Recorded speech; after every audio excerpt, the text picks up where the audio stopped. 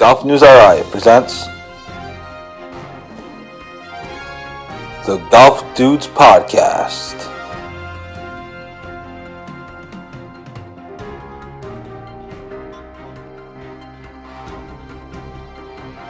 Here are the dudes. Hey everybody, welcome to another episode of the Golf Dudes Podcast. I'm Joe Calabro. Joining me as always, or almost always, is GolfNewsRI co-founder Rich Capali. And I'll let you know that Rich is one of the great PGA Tour 2K golfers that there is.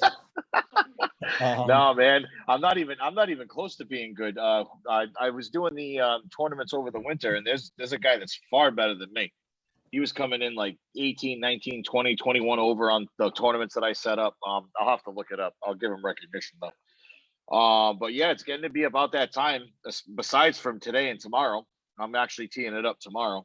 But yeah, it's getting to be about that time where we call on Mr. Mike Hamilton and all the 2K what's it called? Virtual architects on their skills, and we call on them to get into the virtual world to compete, because we're going to get covered in snow soon here.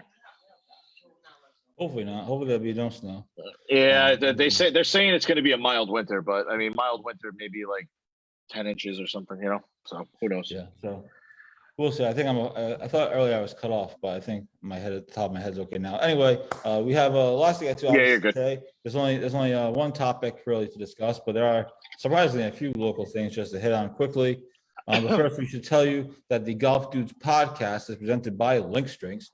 Lynx Drinks is known for their transfusion in a can. Transfusion is vodka, ginger ale, and grape juice, all mixed into one refreshing beverage that you can enjoy on the course, during the holidays, or really any time whatsoever. Look for Lynx Drinks in liquor stores and country clubs near you. And as always, we thank Lynx Drinks for their support, and I think they're looking forward to a big 2022. We're hoping to actually do an event with them at some point, kind of a tasting type of thing once they launch their new products that they're launching soon. They're launching the back nine and front nine. So announcements will come probably early next year on that. Nothing definitely in stone yet, but we're looking to maybe do some sort of event with them, either in Rhode Island or nearby Massachusetts. But anyways, that's for later on. Just something to keep in mind. Thanks everybody for tuning in. Sorry we're late, some audio issues. But the big story, of course, today is, Rich, we have some Tiger Woods golf to talk about. Who would have thought? And it starts really tomorrow, because Golf Channel is so desperate for content that they're going to show his Pro-Am round live. I guess they're doing cut-ins starting at 9 a.m. And they're going to show, which probably means they're going to show every one of his shots. Then they're doing like full-on coverage at 12:30. And as anybody who's played in a Pro-Am knows, these things take forever. So it will surely go for the majority of the day. It'll go to the distance, as they say. And then reportedly, according to Golf Channel, Tiger is supposed to be holding his press conference after the round. So you'll get Tiger Golf and then Tiger Presser probably mid Friday afternoon or so. So nothing like our Friday afternoon news dump, which we all love in the /hate in the media. I mean, especially during this time of year. I mean, we haven't really. I mean, all the local stuff, besides like the stuff that you put up about the coursework and stuff like that. I mean, it's kind of dead right now. I mean, this is probably the best thing for us, you know. Being in the media, you know. Oh yeah, I mean, it's always good to have other content, and again, we cover the PGA Tour just to supplement the content. Obviously, we have some local stuff today. Apparently, this is the off season of course renovations. Wanamois is renovating, obviously, as we've covered extensively. Kirkbrey is almost done with their renovations. The new 16th hole is looking much harder, needless to say, than it did before. Because not only is there extra fairway, they also extended the water out from that little pond in the woods there. They actually extended the water out. So now there's actually water. So now if you decide to go the somewhat shortcut, you have to deal with the water. So that's all fixed. And they fixed the fourth hole. The tee boxes on the fourth hole are brand new. So the fourth hole is going to have a little bit of a different look to it as well. So they're renovating. And then, of course, the other day, Alpine announced that they were renovating, and they're 3 days into tree removal. And when they did it, they showed a fly. We didn't post a flyover that they showed of. I think they showed the 7th hole on their Instagram page, but we did share some of the photos of. They took a bunch of trees down. Obviously, Alpine's getting ready for a big year because they actually have the New England Amateur there this year, which is going to be huge. And what I also found out yesterday, somewhat breaking news, talking to Mr. John O'Clair, the regional U.S. Open qualifier is going to be at Kirkray. Oh, so that'll be cool. Whoa. Okay. So that's another event to add to the list for 2022. Regional U.S. I'm down Open with qualifier at Kirkray. So maybe you can try to qualify. I mean, you shoot 65 there on the video games, you should be all set. I mean, it's pretty easy, when you shoot from the friggin' front tees, Jeez, you shoot from like 6,100 yards. It's easy. Yeah. So I found that little nugget out last night. So looking forward to that now. Then there's a sectional qualifier, and then obviously the U.S. Open at Brookline. And so obviously we'll get to that later, but that's just some of the local stuff that's going on. Obviously, an exciting weekend with Tiger returning, but just right off the top, I know there's been a lot of talk about it. We asked Bob Harrigan about it last week. He gave I thought he was awesome, by the way. But it was fantastic. Such a good interview. What are you looking for? What are your expectations for the weekend? I mean, how pumped are you? I mean, how excited are you I know you're probably working, but still you'll see some of it, and the replays are late coverage or early coverage. It's going to be tough. It's going to be tough for me on Saturday because I'm working, and then when I get home, you got the Pats at 8:00, and then actually at the same time you got before that you have PC UConn at 5. Now that too, and then not that you're a college basketball guy, but I come home around 7-8 o'clock. You got the Pats at 8:00, and then we got there's a big UFC fight to end the year. So. But yeah, more of my focus is going to be on Sunday. It's going to be 37 degrees, so I ain't going to be doing nothing. I'll be watching some football and more mainly golf. But yeah, I've heard from, I don't remember the source, but it was either a friend or a colleague or something that's saying he played with Tiger. He played with Tiger this week, and he given the fact that where he's come from, he can't believe how well he's actually striking and hitting the ball. Take that. I don't remember who the source was. I saw it on. Was it Mike Thomas? Because I read an article where they interviewed Mike Thomas. that might have been it. Yeah, Mike that Thomas might have been obviously is Justin Thomas's father. For those, it might have been Justin Thomas's father. I can't remember what it was, but sources are saying, regardless of whoever they are, that given the trauma and the crap that he's gone through in the past year. They can't believe how well he's striking the ball. Now we've talked about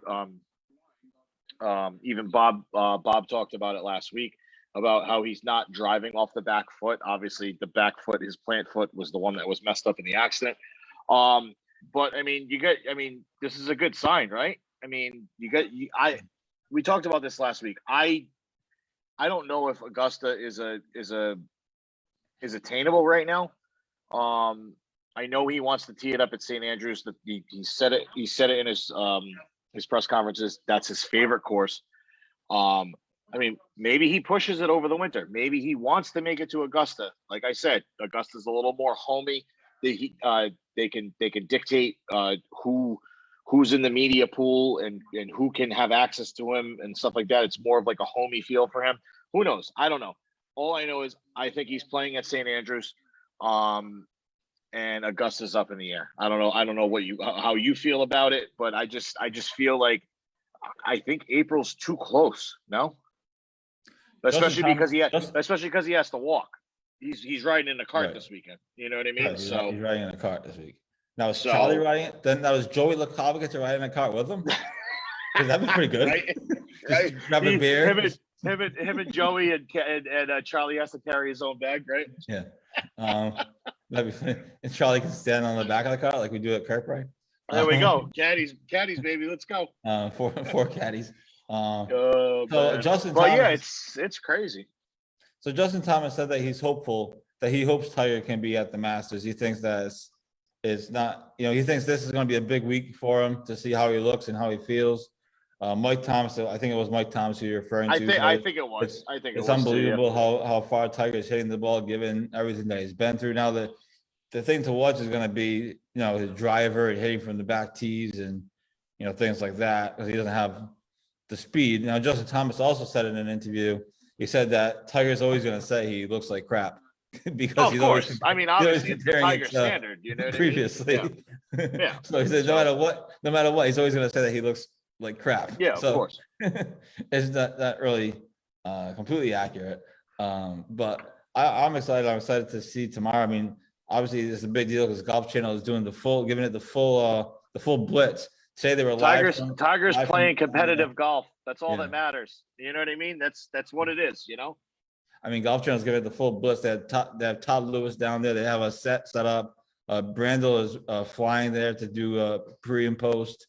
So they're giving. I'm excited. I'm just pissed that I'm not really going to be able to see a lot of it on Saturday, but I'm going to watch it. I'm going to watch all of it on Sunday, given obviously the Patriots aren't playing, so I'm going to give it my full attention on Sunday, even though I'm going to miss out on the Thomas versus Woods foursome on the Saturday. There'll be replays, I'm sure. Yeah, of course. It'll replay. It'll be online. I'm sure. I also heard that the Dailies are playing against the Quarters. Who? Nelly and Jessica Quarter. We posted the tea times. I was obviously very late to it. No, that's fine. Really. And that's the one that I texted you. I know you did. Yeah, I know you did. I just copy and pasted like the tea times from the stupid sheet. I didn't actually look at the tea times. No, but you always know. Little John Daly always brings the big stick. You know what I mean? So. Yeah, well, his son could be a pro. His son's a. That's what I'm saying, Little John. Yeah. Oh yeah, he's going to be a beast. So obviously we're excited for this weekend and to see the big cat back out there again, as they call him on the Foreplay podcast. And so that's kind of the show. Obviously, there's other things going on. We understand the Patriots have a big game on Saturday night. That they almost kind of sort of have to win. It's close, maybe. If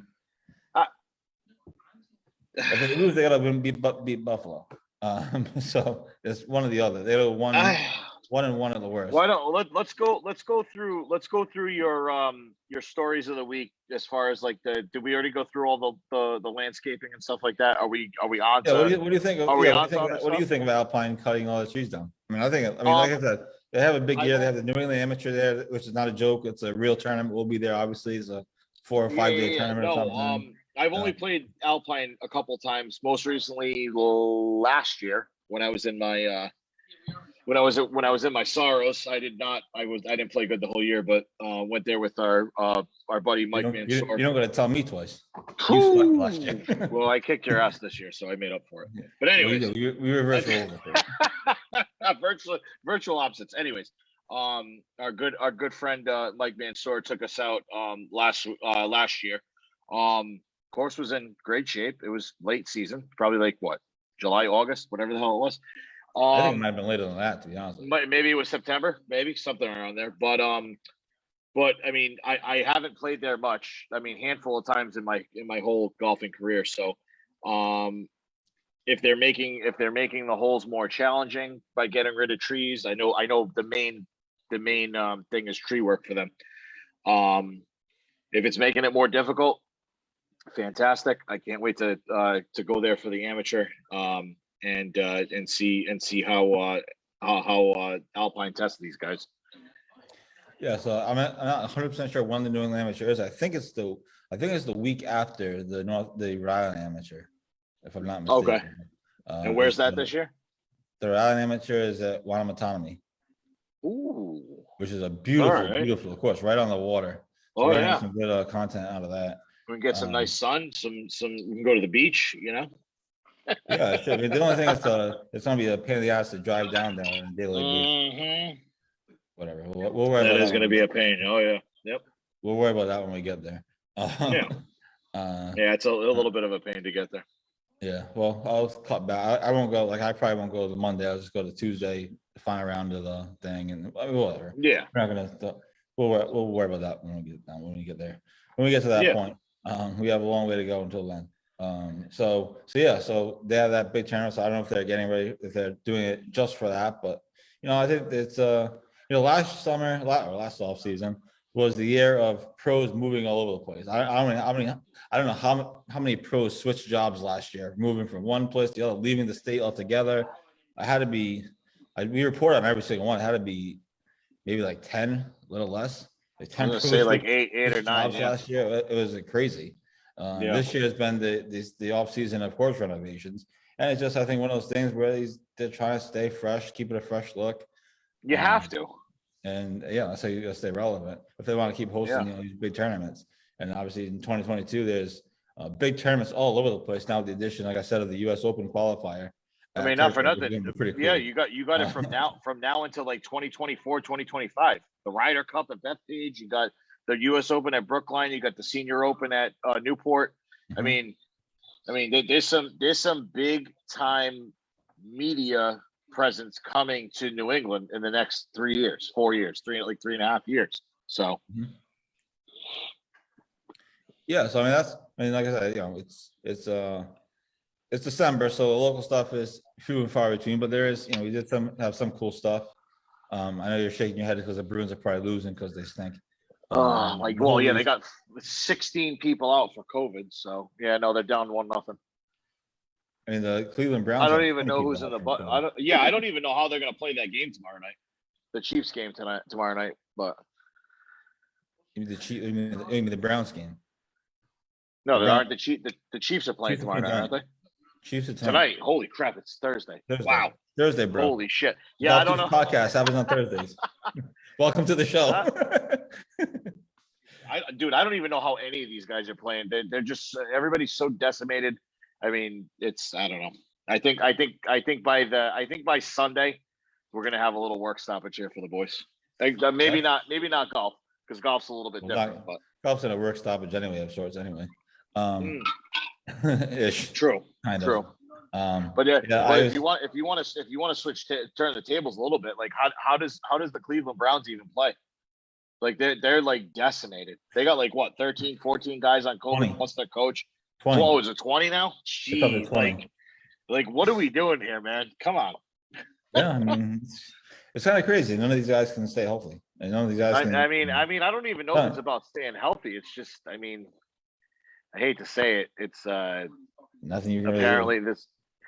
No, really, you can't do anything about it. Now, I heard that the NFL is, I think it's the NFL. The NFL is gathering information and talking to people about possibly not testing vaccinated non-symptomatic players, because apparently Baker Mayfield he's non-symptomatic and he has COVID, so it's like, but he's vaccinated. Yeah. You know what I mean? So it's like if you're gonna force these guys to continue, which the Cleveland Browns are in a playoff spot right now. I mean, they're vying for a playoff spot. Right. Why like if he's non-symptomatic, he's not sick, and he has COVID, but he's vaccinated, like why aren't you letting these guys play? I think it's what 99.9 or 8% of the NFL is vaccinated. Why aren't you letting these guys play if they're not sick? I think it's a little bit less than that, but it's close. It's something like that. Yeah, I mean it's like 98% or something like that. Yeah. If they're not sick and they're not like puking on each other, let them play. If you're going to continue with the games, they need to play. That's just me. I don't know. Yeah, it's interesting times that we're in. And then of course you had the news breaking at 1 a.m. last night that Urban Meyer was canned by dude, how funny. Jaguars. I saw that when I woke up this morning. I was like, bizarreness. Wow. I was up because I stayed up late. I stayed up all night anyways. And I was up. So I woke up at like 8 o'clock. It said 7 hours ago Urban Meyer got canned. I was like, what the hell? Like, what are we doing here? It happened like 1 a.m. All of a sudden. And thankfully for at least for ESPN, Scott Van Pelt was on air and they broke the story. Oh, he was live, right? Yeah. Yeah, Schefter called in at like 1 a.m. to break the story. I mean, that was inevitable. I mean, I figured he'd probably make it to the end of the year just because, you know what I mean? Just to, start fresh with a new coach, don't have an interim coach, But I mean, it was inevitable. There was no way he was getting a second year. And it sucks too. I mean, Trevor Lawrence was one of the most highly touted picks in the last 20 years or something like that. So Yeah, I mean, the college game better than I did. But he was obviously the number 1 overall pick.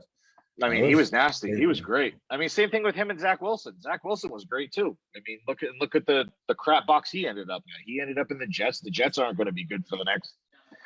I mean, they've had countless first-round picks, and they're not going to get any better. So it is what it is, Yeah, it's just bizarre. The thing with Jacksonville, for me as a writer and a media person, I always feel bad for the local media in that case, because you think about the Jacksonville newspapers, whatever that newspaper is called. There's nothing they could have done about that. The paper's already the press. They're not going to publish a story about it in a newspaper until tomorrow, until the following day. Yeah, until tomorrow. It's going to be all online stuff. Yeah. You're 2 days late. Now, obviously, they put something up online, which is crazy. Fine. But it's like for the newspaper, the passionate newspaper people, it's like there's nothing they could have done about it. They have no content about it. Now, the radio shows and stuff, they obviously get it, and the solely digital media people get it. Obviously, they have But the hardcore newspaper writers, nothing they can do about it. They'll be 2 days late when they finally post a story about it. So, especially when it's at 1 a.m. Yeah, well, that's what I mean. The newspapers already go to press, or it's probably been back from press for all I know. Right. That's how these things work. Just like when the Patriots, the famous story about the Boston Globe screwing up the title and front page of the Patriots Atlanta Super Bowl, because they printed it beforehand. Yeah, they had to go to press, and the Patriots were down 28-3 or whatever it was. Yep. And so they went to press in the very, very early edition.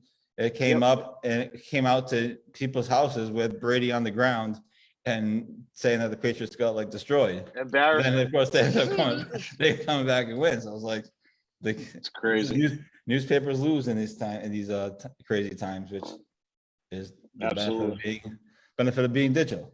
So a lot of things on the table. Obviously, like you said, it's December. For those wondering, we are still actually a little bit up in the air about doing a show next week and the week after. Obviously, it's the day before Christmas Eve and the day before New Year's Eve, respectively. But we're thinking about we might be putting something fun together. We're going to talk more about it. We're not going to do it on here necessarily, but we'll let you know for sure. But there's a possibility to at least do one of the 2 weeks. I don't know if we'll do both weeks, but we'll see. We'll see if we can put something fun together with some fun guests or fun non-guests. I don't know. We'll see. We'll try to figure something out. It's just really dead. We'll keep you posted. The other thing that we're doing next 2 weeks, we're going to be rolling out. We actually had a list today. I don't know if you saw it. The toughest golf courses in Rhode Island by slope. Saw that, yeah.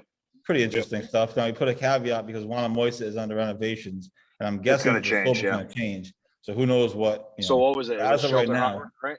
Shelter Harbor is up there. Shelter Harbor, Newport National, I think, and Newport Country Club. And what would you say it was at a 12? What was the number? What was the slope rating? I don't know. It was 135 or something. Let me see. The top three were Shelter Harbor, Newport, and I think Newport National. Newport National was on there too? Yeah, you're right. Yeah, they're top three. 132. No, Newport National, Shelter Harbor, and Wannamoisa were the top three. Newport Country Club is tied for fourth, or in fourth, with 131 by 1 point. So it's pretty funny to put together something that's quick. People get that's awesome that a not a muni but a public golf course is on that list, And of course, with Newport National, one of the big stories that we had this year is that they're adding a 9-hole course to their whole layout. We had that earlier this year. They unveiled the plans for it. So it'll be interesting to see how that works out. So that we had that today. Pretty interesting. People find that stuff interesting for whatever reason, and it is interesting to see. It's just the courses on there, like you said, you wouldn't think Newport National would really make the list. I mean, I haven't played there. I haven't played there in a couple of years. Got to be at least 3 years. And I don't remember. I don't remember those greens. Maybe 4 years, but I don't remember those greens being that difficult. But I mean, maybe they're going by like the weather. I mean, half that course, the front half of the course is fine. The back half is terrible, especially when it's windy. It's very linksy style. Like obviously it's in Newport, so it's or Middletown, should I say? So it's I don't know how they got that. I mean, I don't remember how. So Newport's 132, Shuffle Harbor's 132. Moyes is 132, but there's a note there. 132. Obviously, it's under construction. It's going to change. Newport, Point Judith, Rhode Island. Vernon Hill's a surprise. Valley, not a surprise because we played there last summer and those greens were top freaking notch. Those greens were so good. Alpine's on there, Triggs, Warwick. I'm surprised you guys didn't get on there because your greens. We were just outside.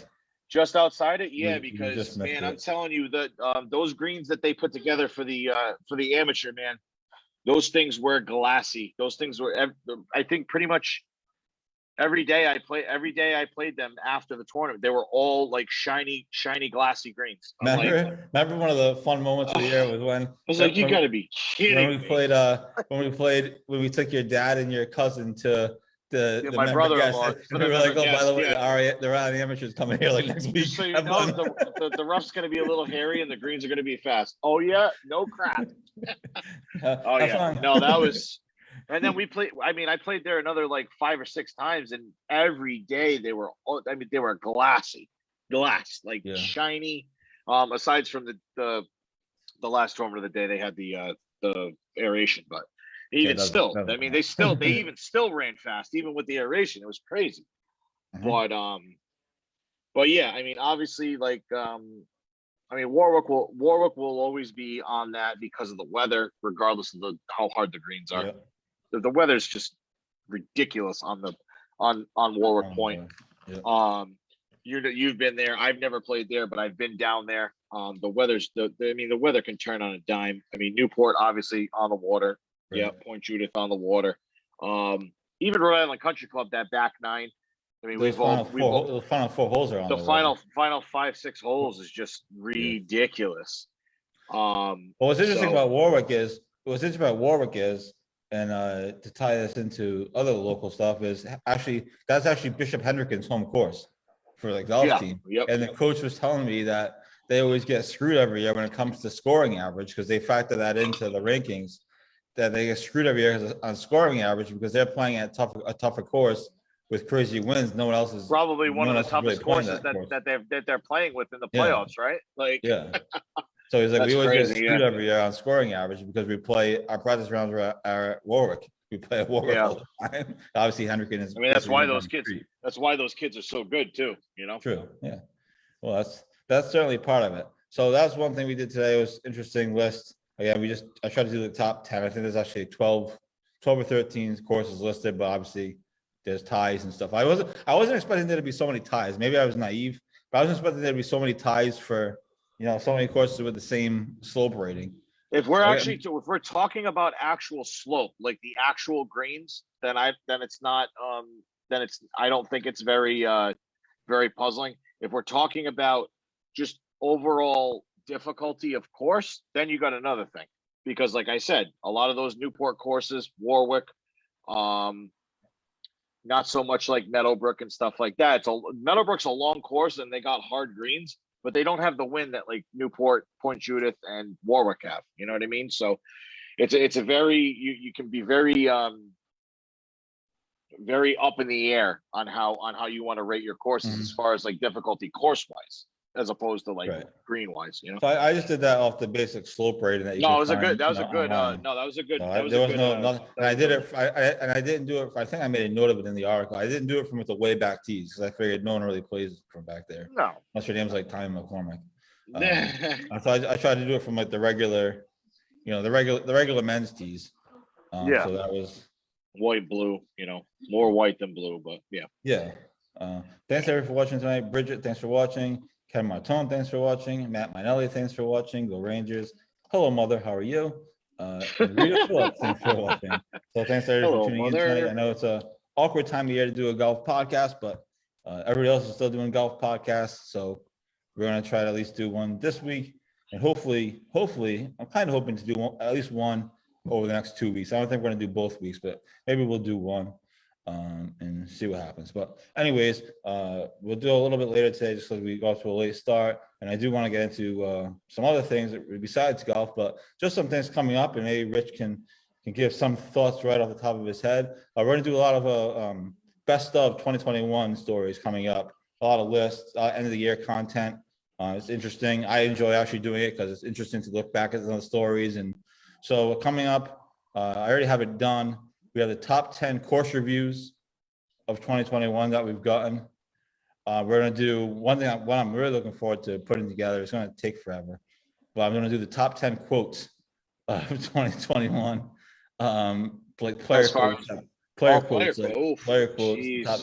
from all our podcasts, from all of our. We may need to go to Laura. We need to do a Laura's business meeting for that one. That might take all day. You're more than welcome to join in, as always. So that's one I'm going to do. It's kind of fun. I already have a couple in mind, like Andrew O'Leary saying that he's always going to come back to the RA Amateur, which is probably not true, but he was going to come back for a couple of more years anyway. I think he's trying to win it again. He doesn't want to go on a losing note. So I have a couple in mind already. But obviously, it's going to be tough to go through all the interviews and stuff. The other things that we're going to do, we're going to do the top 10 pro golf stories, not necessarily PGA Tour, but just pro golf in general. So I think number one is probably going to be the Koepka DeChambeau video that we posted that still goes viral once in a while. That's crazy. When was it? The rolling of the eyes. Was it DeChambeau that was trolling Koepka during the interview or something? And then they took the interview down. For some reason that story still goes viral once in a while. Whenever they're in the mix. No, it's funny. It's like it's the whole premise is stupid, but the actual video is hysterical. It's just So I think that's probably going to be number one. Will Dixon will probably be up there. Him going pro, and then we're going to do the top 10 local stories of 2021, which we've had a ton of them. We broke a ton of big stories this year. With the Metacomet stuff, the Valley thing, me and you both worked on. So it's been an exciting year. But what any thoughts on any of those? I know I'm just like throwing them at you randomly, but not for nothing. The biggest. It's been a fun year for news for us. The biggest thing for me is Metacomet. Really, we weren't really close with Metacomet, but I played there. What, 2 or 3 times? Once with you, twice with my dad, I think.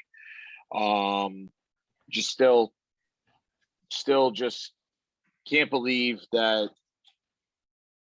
I'm trying to word it right. Can't believe that it happened. Really, you know what I mean?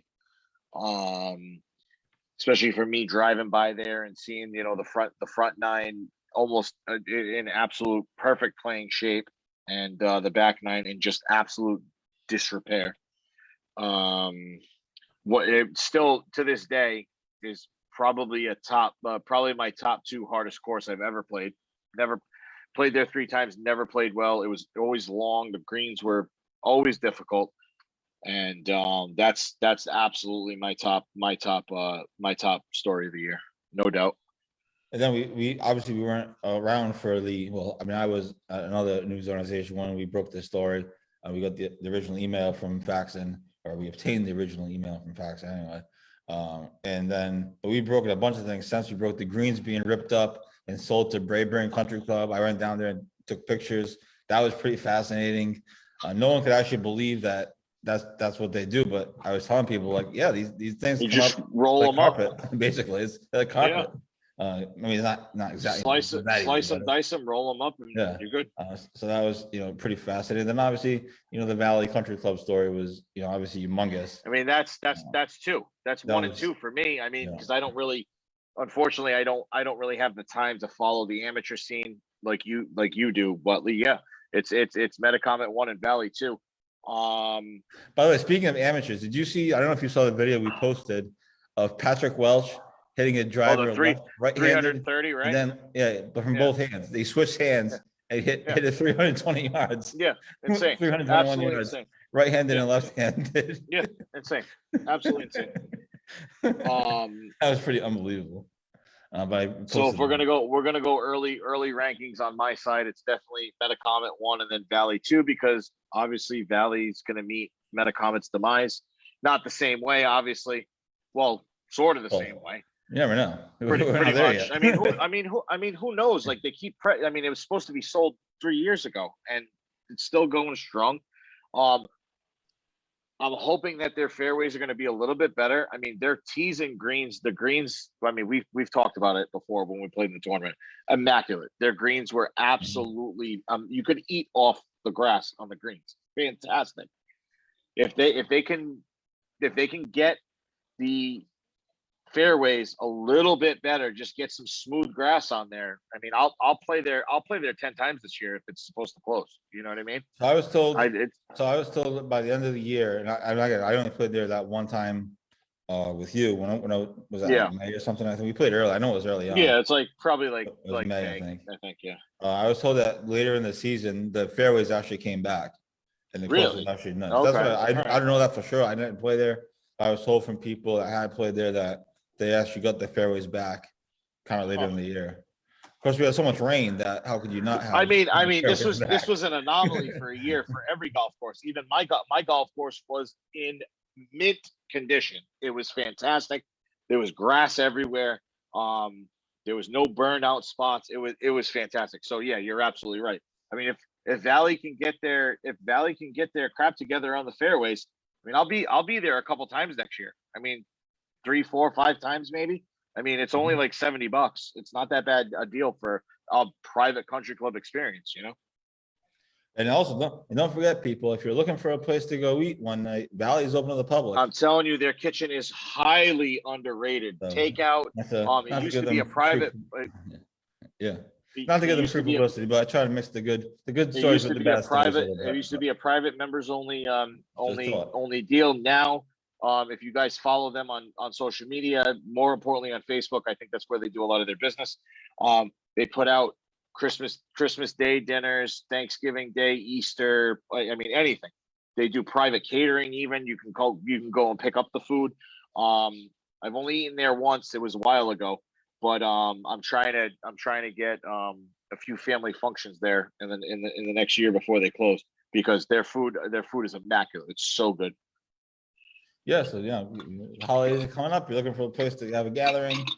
I'm sure Val. Yep. I don't want to say go there and then they're booked, but I'm sure they'd be. Well, yeah, you gotta call, obviously, especially now with this stupid COVID ramp up. I mean, who knows what the hell is going to happen the next week or two. Definitely call them, but. Their soup, their salad, fantastic. Their entrees, amazing. Now this is just me going off of it a couple of years ago, but their restaurant is fantastic over there. So, Peter Romano, thanks for watching. Go PC, and Don Maxon. I'm hoping I pronounced your last name correctly. PC 8-1 now. 10-1. 10. Where the hell did I come from? God damn. 10-1. Woo. When does league play? Doesn't start till what? January? Saturday. So this coming Saturday. Oh, UConn. 5 p.m. UConn. I was almost gonna go to the game, but it was at 5 p.m. and then I'm not gonna be back for the Patriots. The Patriots are playing at 8. Is it? It's in Connecticut. In Connecticut. It's at the Civic Center. Yeah. I mean, it's not a terrible ride. It's just that if it was like a 2 p.m. game, I would definitely go. It's tough. It's but tough. 5 p.m. is if it was a 2 p.m. game, that's fine. But like that, the road there is like very like. The speed limit fluctuates. There's cops on the. It's really not worth it. Yeah, I mean, if it was, like I said, if it was a noon time or 2 p.m. game, I'd probably be going. Yeah. But 5 p.m. is like you don't get back until almost 8 with traffic getting out of there. Then you go get a beer or something afterward. Exactly. So. All right. So what do we got? What's the state of the Patriots according to Joe Calabro? The state of the Patriots is. This is going to be interesting. Hopeful? Final 4 weeks. Right? We're hopeful, right? I mean, you have to be. How can you not be? I mean, they're 9-4. Whatever the record is. Kansas City's going to lose tonight. If they lose in LA tonight. That's in LA, right? Ooh. In LA. Ooh. They have trouble with the I mean, Chargers. it's possible. I mean, The Chargers have to win. The Kansas City defense almost lights out in the past like 4 weeks. So you gotta think. I don't know. So then so they're the biggest threat, right? Kansas City. I mean, Baltimore, they're a disaster. They look like they're a disaster. I'm hearing Henry's coming back last week of the season, but I mean, who knows how good he's going to be? You know what I mean? Well, and Baltimore's a disaster. Buffalo, they look like they're Baltimore's screwed. The Lamar Jackson's out with a high ankle sprain. I don't know if he's going to play on Sunday or not, but who knows? Buffalo, they look like they're on their last breath. Buffalo, dude. Like you almost have to feel bad for Buffalo fans. It's like, oh, you had the bye year between Brady and Mac Jones, and then we just took it from you again. It's amazing. But it's not even that. Think of this though. Think of this. I saw bad. I saw this meme. For 20-something years, Buffalo have been losing to Brady and Belichick every single year. This year they come back and he gets beat by the Bucs. They lose to Belichick the first week. Then the next week they lose to Brady, beats him at the end. So they lose to Brady and Belichick again. Dude, they're gonna be jumping off of bridges instead of into tables, man. I'm telling you, it's so bad. Stuff up. And then the other crazy thing is, the other crazy thing is, and I know this is not like official, it's still ways to go, but if Brady wins the MVP, Belichick wins Coach of the Year, and Mac Jones wins the Rookie of the Year. I mean, like, can you imagine that? Like, I mean, it's almost a perfect storm, right? I mean, it's almost it has to happen, right? I mean, Jesus. Well, I mean, I say, if the Patriots. I mean, I'm not really scared. I'm not scared of anybody except for probably Kansas City. I mean, they've been so good in the past 5 weeks. Their defense has been better. Their Mahomes has been better. He's been cutting down on the interceptions and stuff like that. And really, I mean, the only threat in the NFC has got to be Brady, right? The Packers, but Rodgers always chokes. And that's the only reason why I put the Packers ahead of the Bucs if the Packers don't always choke. You know what I mean? Well, like I was listening to Rich Eisen, who's a big time Brady fan because they both went to Michigan. I like Rich Eisen. He was a good show. Oh, Rich Eisen's great. Yeah. He seems like a cool guy, and he's talking about the NFC playoffs, and he goes, again, he's a big Brady guy, and he goes, I don't care what you say or who you pick, all that's fine, but just remember, one of them still has to go and beat Brady. The NFC. Somebody still has to go do it. Somebody has to go and beat Brady, and Arizona looks fraudulent. No, fraudulent's an understatement, man. I never thought they were. I mean, Kyler Murray's good. He's small though. I mean, he's small. He can throw the crap out of the ball, but like I just don't think that like they're gonna need a bunch more weapons to make it further than that. I mean, now Hopkins is out for the season. Hopkins is out for the season. He is, yeah. Yeah, but I guess there's a chance he comes back for the playoffs or something. I'm not sure. Maybe I don't know. But, that's why I don't know, and I don't want to pull the whole short thing on a dude, but like he's just so tiny. Like I don't know. We'll see. It's going to be interesting. It'll be interesting. What do you think about the Patriots and the Colts? Are the Patriots going to win? Stop Jonathan Taylor, who just apparently is the new shiny toy. I mean, he's like the new AFC MVP. Really, I mean, obviously, like. If they can hold Taylor to 100 yards, they're going to win.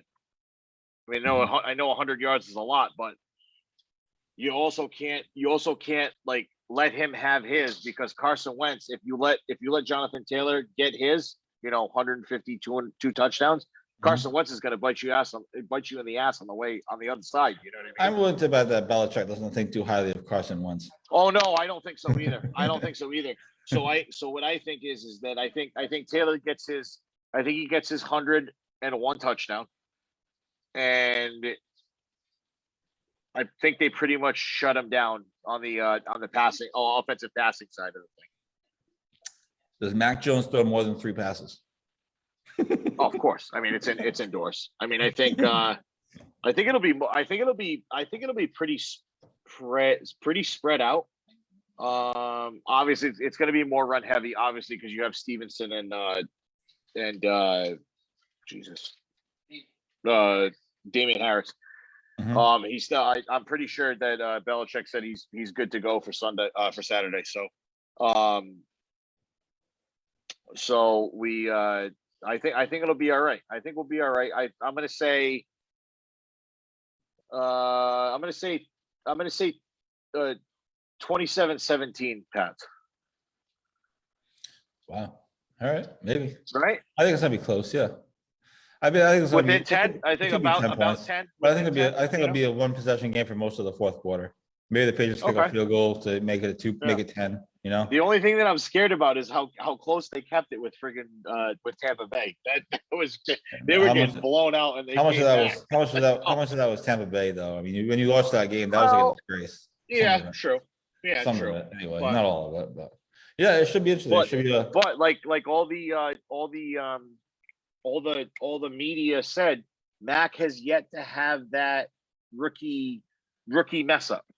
You know what I mean? Mhm. He's been pretty much smooth sailing the whole year. I'm hoping it's not going to happen here. Yeah. Knock on wood. Please don't come after me if it happens. Yeah. You know, Belichick won't let him have the rookie. I hope not. He never let Brady have a huge mess up. No. Brady wasn't a rookie; it was his second year, but still was his first year playing. So I think they have it. Well, you got to hope he doesn't have that rookie f up. You know what I mean? And also one thing, yeah, I mean I don't think he's too. I think he's good enough to where he won't. He's got too good of a head on his shoulders to do it. I could be totally wrong. But also, while we're on this topic, we're gonna get off the air here in a minute because people have better things to do, I'm sure. But shout out to Indianapolis Colts, Kwity Paye from Henry. Yeah, buddy. So give a little cheer for him when you see him on TV on a Saturday night. Absolutely. He's killing. He's killing it. That kid is a monster. I haven't seen his so stat. good. He's dominating. He's year, good. He's so good. From Ryland, from Bishop Hendricken. So if I want to say that he actually, I think he sacked Brady last week. Yeah, he sacked Brady a couple weeks ago. He had at least one sack and a couple tackles. Yeah, no. Yeah. Kid's a beast. And then everyone made everybody locally made a big deal about it, and I was like, yeah, and Brady still shredded them to win the game at the end. I'm like, okay. Oh, way to rain on his parade, you jerk. Here's your sack. Of course. And then so Sunday night we have our big Kirkbride Christmas party, and Brady's playing on Sunday Night Football. So we're gonna get all that dancing out of the way at like 6 o'clock. I'm gonna park my butt right at the bar and watch Brady play the Saints. And I know cousin Scotty is going. Oh boy. Yeah, I gotta be up early on Monday, so I will not be attending. But I will be attending Mr. Santa Claus himself, Nick Maresca's Christmas Eve extravaganza, where I get all my my accessories and my equipment in the early part of the year. So I'm excited about that. We always have a great time. For sure. All right, everybody, let's get off the air. So big things going on this weekend. Tomorrow, golf. Again, like I said, Golf Channel is picking up live coverage of the Pro-Am at the PNC Championship. I think they're doing live look-in starting at 9, which really means they're going to televise every Tiger Woods shot, basically. Yeah, pretty much. And then I think they're taking it full live at like 12:30. And again, if you know anything about Pro-Ams, these things take forever. Who's he playing in the Pro-Am with? I think they somebody said Matt Kuchar was in his group, and then I guess they have a bunch of sponsors or something. But as I said, Charlie is playing. Nice. Yeah, because it's what Kuchar and his son are playing in it, right? Yeah. They always do every year. Yeah. Yeah, and Bubba Watson and his son are playing, or his wife is playing. And I'm pretty sure it's Jessica and Nelly Corda. Obviously, JT Corda just got married, so she's off the market. Yeah, she just got married. Yeah. Or maybe it's her. Maybe it's the one that didn't get married and her dad. I mean, I'm not really sure. I didn't see the actual. Like I said, I didn't even look at the actual T sheet because I was Big John and Little John Daly. Yeah, Little John Daly. He loves college golf. He's a stripe show. He's gonna be